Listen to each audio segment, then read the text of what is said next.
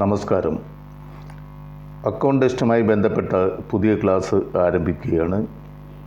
Kerala financial code volume 1 chapter 2മായി ബന്ധപ്പെട്ട ക്ലാസ്സാണ് ഈ വീഡിയോയിൽ ഉൾപ്പെടുത്തിയിരിക്കുന്നത്. അക്കൗണ്ട് ടെസ്റ്റ് എഴുതുന്ന എല്ലാ പരീക്ഷാർത്ഥികളെയും ക്ലാസ്സിലേക്ക് സ്വാഗതം ചെയ്യുന്നു. സർക്കാരിൻ്റെ വരവുകളും കളക്ഷനും പരിശോധനയുമായി ബന്ധപ്പെട്ട ചട്ടങ്ങളാണ് ചാപ്റ്റർ 2-ൽ പരാമർശിക്കുന്നത്. ആർട്ടിക്കിൾ 4 ഡിപ്പാർട്ട്മെൻറ്റ് അധികാരികൾ കൈകാര്യം ചെയ്യുന്ന സർക്കാരിൻ്റെ വരുമാനങ്ങളെപ്പറ്റി ആണ് ആർട്ടിക്കിൾ 4-ൽ പരാമർശിക്കുന്നത്.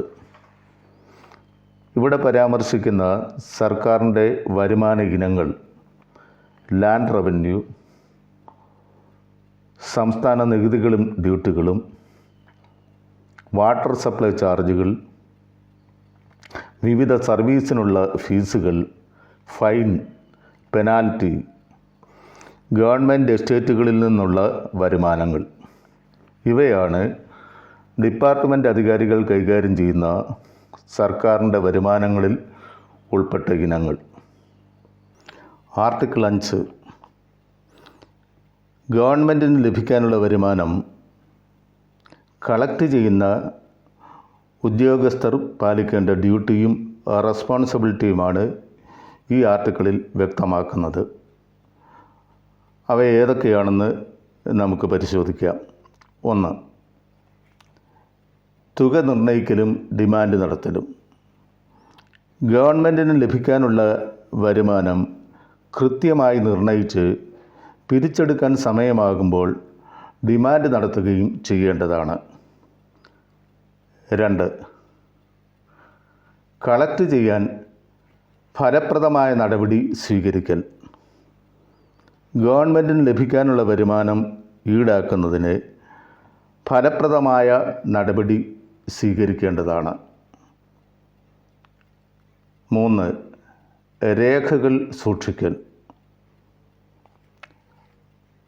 അസസ്മെൻറ്റും ഡിമാൻഡും റിക്കവറിയുടെ പുരോഗതിയും വ്യക്തമാകത്തക്ക വിധത്തിൽ കൃത്യമായ അക്കൗണ്ട് സൂക്ഷിക്കേണ്ടതാണ്. 4. കളക്ഷൻ്റെ പുരോഗതി ഉറപ്പുവരുത്തൽ. റവന്യൂ കളക്ഷൻ്റെ പുരോഗതി എല്ലാ കൺട്രോളിംഗ് ഓഫീസർമാരും കൃത്യമായി വിലയിരുത്തേണ്ടതാണ്. 5. കിട്ടാക്കുടിശ്ശിക എഴുതിത്തള്ളൽ. പിരിച്ചെടുക്കാൻ കഴിയാത്തതും കിട്ടാക്കുടിശ്ശികയായി കിടക്കുന്നതുമായ തുക എഴുതിത്തള്ളാൻ അടിയന്തര നടപടികൾ സ്വീകരിക്കേണ്ടതാണ്. ഇവയാണ് കളക്ഷനുമായി ബന്ധപ്പെട്ട ഉദ്യോഗസ്ഥർ പാലിക്കേണ്ട ഡ്യൂട്ടികൾ. ആർട്ടിക്കിൾ 7 കളക്ട് ചെയ്ത റവന്യൂ റെമിറ്റ് ചെയ്യാൻ പാലിക്കേണ്ട ഡ്യൂട്ടികളാണ് ഈ ആർട്ടിക്കിളിൽ പരാമർശിക്കുന്നത്. 1. റെസിപ്റ്റ് കൊടുക്കൽ. ഗവൺമെൻറ്റിന് ലഭിക്കേണ്ട തുക ഈടാക്കുമ്പോൾ റെസിപ്റ്റ് നിർബന്ധമായും കൊടുക്കണം. റെസിപ്റ്റിൻ്റെ കൗണ്ടർ ഫോയിലിൽ വേണ്ട വിശദാംശങ്ങൾ രേഖപ്പെടുത്തുകയും വേണം. 2. Treasury remittance. ഓരോ ദിവസത്തെ കളക്ഷനും അടുത്ത വർക്കിംഗ് ഡേയിൽ ട്രഷറിയിൽ അടയ്ക്കണം.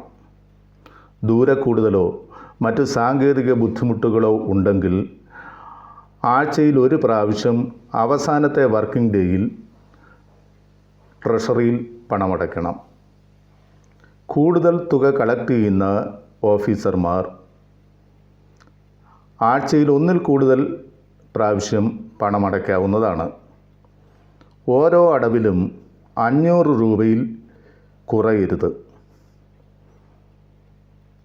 ഒരു മാസത്തിൽ അവസാനം കളക്ട് ചെയ്ത തുക ആ മാസം തന്നെ ട്രഷറിയിൽ അടയ്ക്കേണ്ടതാണ്. 3. റെസിപ്റ്റ് സൂക്ഷിക്കൽ. അടച്ച തുകയുടെ ചെല്ലാൻ അഥവാ റെസിപ്റ്റ് കൃത്യമായി ഫയൽ ചെയ്ത് സൂക്ഷിക്കേണ്ടതാണ്.